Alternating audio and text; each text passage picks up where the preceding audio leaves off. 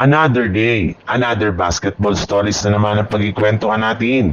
At ngayon nga ay ang pag-uusapan natin ang balitang bagong super team na hawak ng Los Angeles Lakers.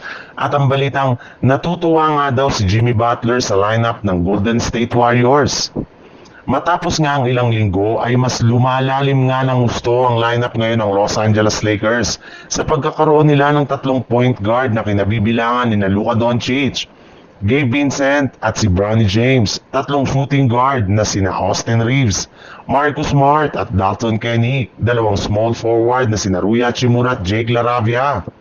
Meron na rin nga silang ngayong tatlong power forward na si LeBron James, Jared Vanderbilt at si Ado Otero. At meron rin naman nga sila ngayong tatlong center na binubuo na DeAndre Ayton, Jackson Hayes at si Maxi Kleber. Bukod rin nga dyan, naka-standby rin naman nga dito ang kanilang mga two-way player na sina Christian Coloco at si Chris Manon. Nakasali rin naman nga dito ang mga player na pinapapirma pa lang nila ng training camp contract na sina Anton Watson at Nate Williams. Sa ibang balita naman, katulad nga ng inaasahan, bago pa man sumapit ang media day ng Golden State Warriors ay sinettle na nga ng kanilang front office ang mga nakapending nilang transaksyon ng mga nagdaang linggo ngayong off-season. Matapos nilang bigyan ng multi-year contract ang kanilang pinakabagong starting center na si Al Horford.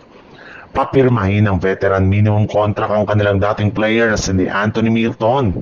Bigyan ng bagong kontrata si Gary Payton II para manatili ito sa kanilang lineup at higit sa lahat, papirmahin ng 4-year contract ang kanilang 56 overall rookie na si Willie Richards.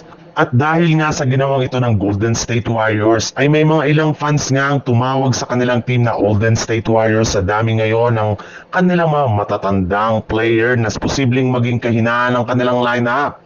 Subalit, kahit na ganun man nga ang kasalukuyang roster ngayon ng Golden State Warriors, ay mismo si Jimmy Butler na nga ang nagsabi na masaya nga daw siya na ginawang ito ng kanilang front office.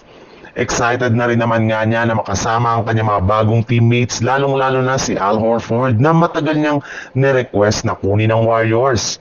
Alam nga po niya na medyo matanda na nga ang average age ngayon ng Warriors, pero baliwala rin naman nga ito dahil rin naman nga sila ay meron pang maibubuga sa loob ng court.